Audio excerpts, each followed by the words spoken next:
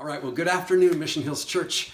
It's time for a midweek update. I trust you're doing well, and I hope you're not going too stir crazy, especially now that we've received the updated advisory that we've all got to stay sort of sheltered in place till the end of the month. So that's going to be quite a challenge for all of us, but I trust that you're doing well on this Wednesday afternoon. I did want to give you a couple updates. First, just respect to the Anderson household. We're all doing well.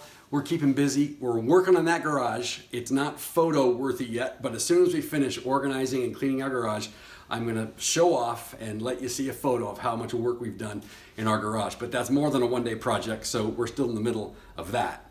Other than that, we've been doing things like hanging curtain rods and deep cleaning bathrooms, and we have had some fun playing some board games as a family.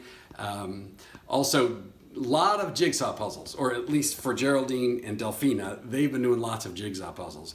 In the meantime, us manly men in the house, Nico and Tomas and I, we've been changing the oil on the cars, for example, on Tomas's Jeep, and doing other, really macho things like that. But all joking aside, the Andersons are doing well. I should mention that our eldest daughter, Cammie, she actually lives in Santa Monica, and she's about to start her master's in business innovation.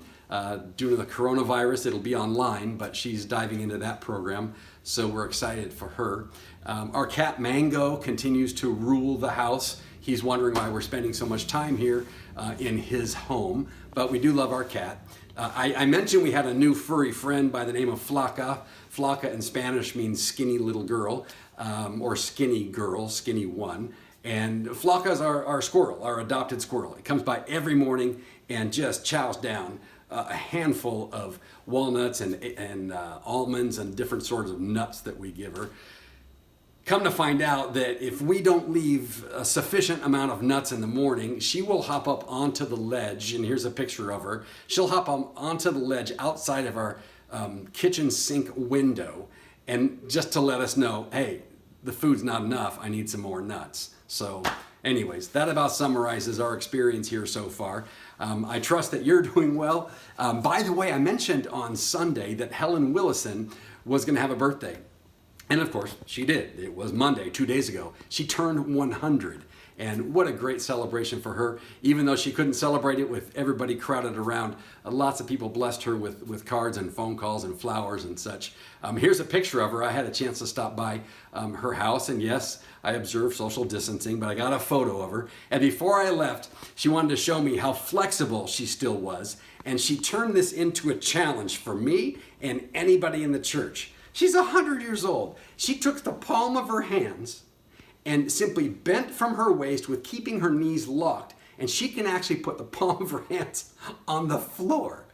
So I tried it, and I got about 2.5 feet from the floor. I simply can't do it. I certainly can't do it. But anyways, she's challenging anybody. So if you're able to do what she can do, let me know, and I'll let her know that there's somebody else that's younger than her can actually do the same thing. Or maybe she's the only one. So that's a bit about what's going on. Oh, by the way, what I would love to do, would you send me, if you just go to info@missionhills.com, send me maybe the funniest thing that's happened to you or your family since you've been locked up at home, all right? Just send them to me. And then next time we do this midweek update, I'll share some of the funny stuff that's going on, all right? Now, at this point, Pastor Joel, he's going to tell us about an opportunity for any one of you who would like to participate in our Easter Sunday morning broadcast next week.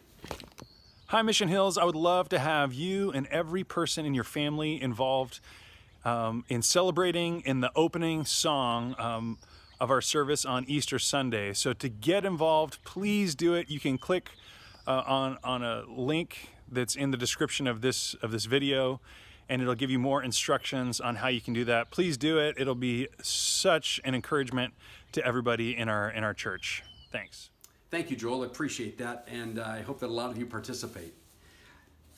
It's really sobering to realize where we are. We know that across the world, but as we talk about our nation, things are getting more serious with the coronavirus. And I was reading in my devotional a gentleman by the name of Paul David Tripp. He's got a great devotional called New Morning Mercies. And I just wanted to read a quote from one of his devotionals. in this past week that to me was meaningful. So here we go. In this world that is groaning, God is protecting our hearts. He is protecting us from us. Our hearts can be so fickle. We can worship God one day only to turn and give the worship of our hearts to something else the next. So, in love, God lets pieces of the creation die in our hands so that increasingly we are freed from asking earth to give us what only He can give. He works through loss to protect us from giving our allegiance to the things that will never, ever deliver what our hearts actually seek. This is all designed to deepen our love and worship of Him. It's all crafted to propel the joy that we have in Him.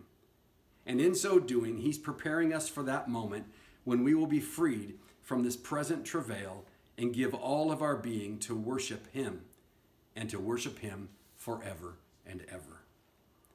So follow His advice and the truth of what He's saying, that in the middle of all the travail, in the middle of all of the groaning of the earth, in the middle of all of the difficulty of this pandemic, allow it to turn your focus on Him, to trust Him, and to worship Him.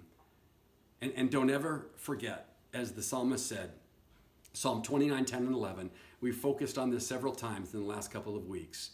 The Lord sat as king at the flood. Yes, the Lord sits as king forever. The Lord gives His people strength, and to His people, He also gives His peace. So, God bless you today. Remember, love the Lord with all your heart, soul, and mind, and love your neighbor. What a perfect time. Love your neighbor as yourself. I love you very much. Look forward to celebrating this Sunday with you as we celebrate Palm Sunday. God bless you.